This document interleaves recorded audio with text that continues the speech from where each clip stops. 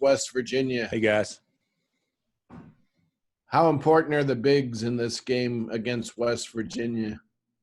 Well, they're very important, obviously, because West Virginia will probably throw the deepest group of bigs at us in our league, and of course they're talented, and they whipped up on us pretty good last year. The bigs did, especially in our building. First half, they totally dominated. So we're going to have to be – we'll have to be good across the board, and our guards certainly have to rebound. But, David and Mitch play is going to be very important. Hey, Bill, in the past, Marcus has kind of guarded Derek Culver. Seems like he's fared actually pretty well against him. What do you think it is about Marcus that's made that matchup good for him? Well, Derek's a better player this year, I think, than he has been. He's putting up more numbers.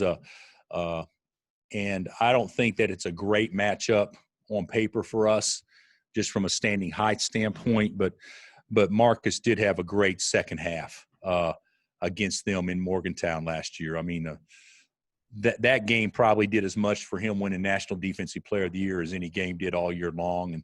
And he was actually, he guarded everybody. He was matched up with Derek some, but he guarded everybody. And I don't look to him being the guy on Derek, but I do think there will be times where he is, just because we switch so much. I can't remember last year if he guarded him by design or if he just started on him because we were switching. I can't remember exactly, but he'll play a key role on our defensive scheme without question.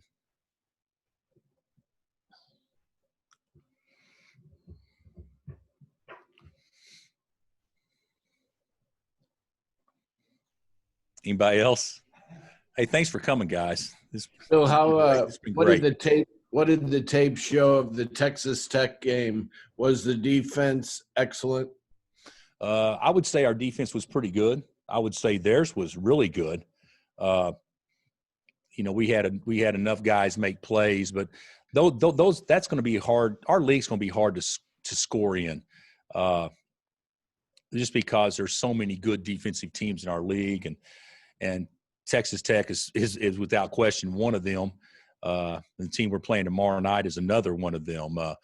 I'm not into the analytics as much as maybe some of you are, but just in general, to have 5 teams or something close to that in the top 10 in defensive efficiency is pretty remarkable, even though not everybody has the same sample size or the same samples. We'll know a lot more about our league in general after everybody plays 2 or 3 league games to get more of an accurate assessment on the analytics of it. But West Virginia is very good defensively, and I actually think that we're gaining on it.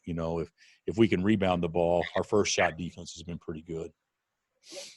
Bill, what do you want to – go ahead. With the Big 12 having conference games early in the season, how important is it for you to get the younger guys a chance to face great teams like Tech and West Virginia for experience factor? Well, I think in a perfect world it's important, but that's not what our mission is. We played – well, what have we played? 4? Have we played 4 games against ranked opponents so far? So, you would hope that you'd get them the experience prior to league play, but you don't really look to get guys experience after you start league play. You look to play them in certain situations that can help you, but our in a perfect world, it'd be great to play our young kids all 15 minutes at least in a perfect world, but that's not how it's going to play out. And we got to play to try to win the game, and we don't have one more game on our schedule that you can look at and say, well, we hope we can get these young guys some minutes. We don't have one more. I mean, so there could be game situations that dictate it, but going into it, I don't see any more games on our schedule that will allow us to go into it thinking we can get guys experience. Bill, what do you want to see your big guys, particularly David, on the offensive end? Not just this game, but kind of going forward. And CJ, your face pops up, so I think I owe you a phone call too. So I just remembered that when you came up. But what are you saying to get our big guys going besides Jalen? Is that what the question was? No. What do you think?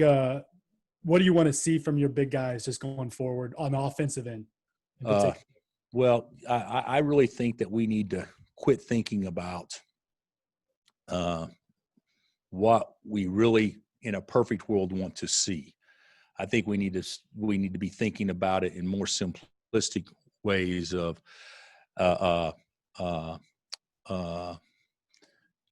rebounding outside your area,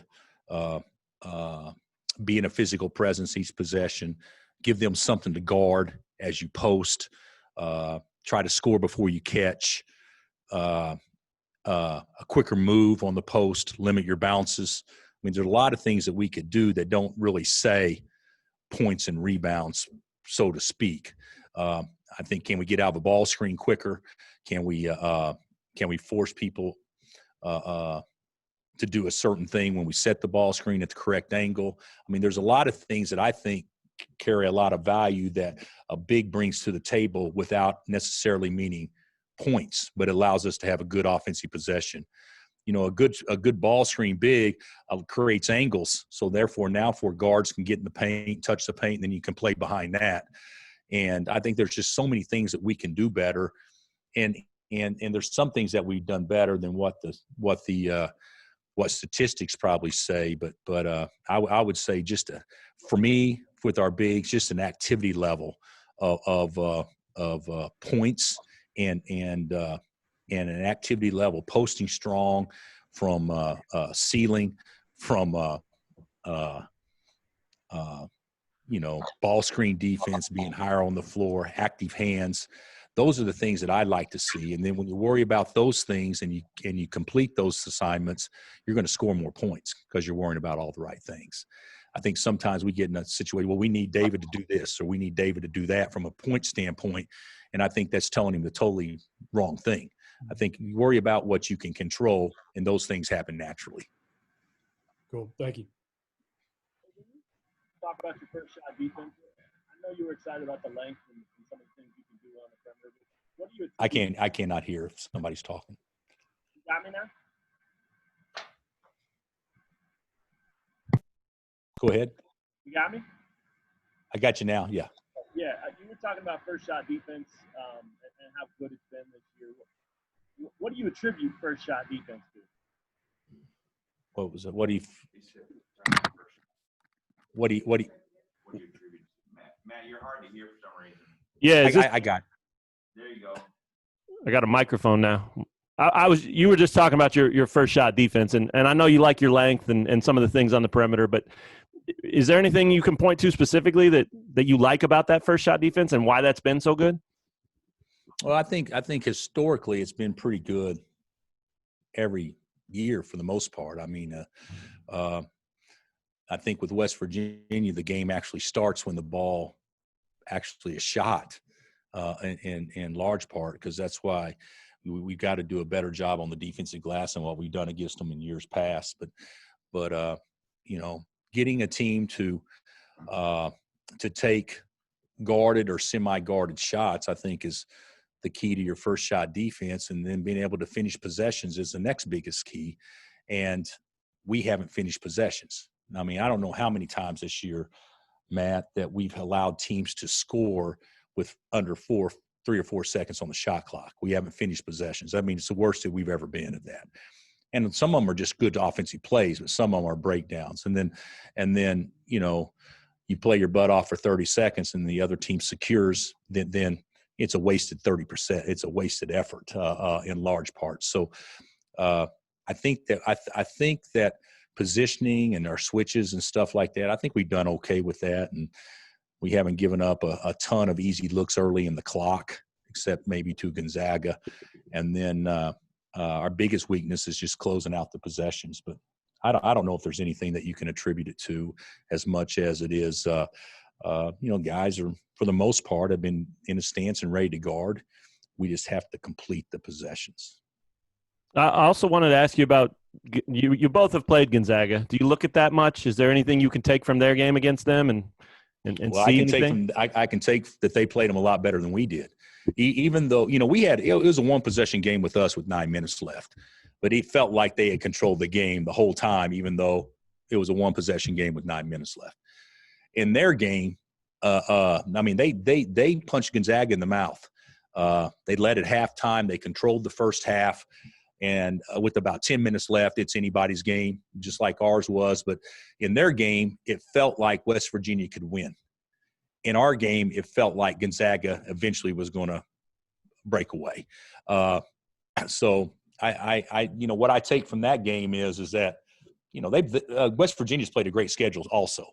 And their most impressive game was probably not Gonzaga. It was probably Richmond. And I take away a lot in that, obviously they're not going to go anywhere. Obviously they'll be jacked to play. Obviously they always seem to play well in our building. And then they got perimeter shooters around 2 post guys, which they haven't consistently had in the past, which makes them harder to guard. Coach, you had mentioned past matchups with Bob Huggins teams. As far as defensively, you talked about how strong the league is, but as far as this West Virginia team goes, where do you feel like their strength is defensively versus the teams you faced in the past? Well, they have their own version of Carter on the perimeter in McBride. I mean, he creates havoc a lot like Carter did, and Carter was National Defensive Player of the Year, so that's a big time compliment. And then the other players are people that we've seen. They may not be hitting you quite as hot full court as what they had maybe when they had Miles and Carter and Tariq Phillip and those guys, but they're doing it different. They're still pressuring you every possession, and they're taking a player out of the game, maybe with face guarding or whatnot, and then they're hitting us with a soft press that can become hot at any time. It's a little bit different, but it still makes you compete every possession to get it across half court. And I think that's always been one of Hug's biggest qualities as a coach is he can shorten the clock down so much by making you worry about things in the non-scoring area, so you're not as good when you do get in the scoring area. And I think he's been a master of that over time. Got time for one more.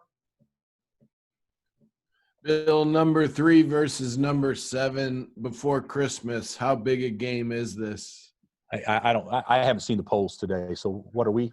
We're 3, they're 5. Oh, so it's 3 versus 5. Okay, so it would have to rank as one of the I don't know positive, one of the 5 biggest pre-Christmas games of the college season so far. They are 7. Okay, excuse me. It's 3 versus 7. My SID. It's hard to get any accurate information from our sports information director, who's an expert at all this. But I do think it would have to rank as one of the 5 top, one of the 5 to 10 top matchups before Christmas, and a lot of times, if you go back and you really studied the games that we played, the games have actually lived up to the hype. And that doesn't happen very often. We've had some great games with them, especially in our building. All right. Thanks, Coach. Thanks, All Coach. right, guys. All right. Have a good one. Thanks, Coach.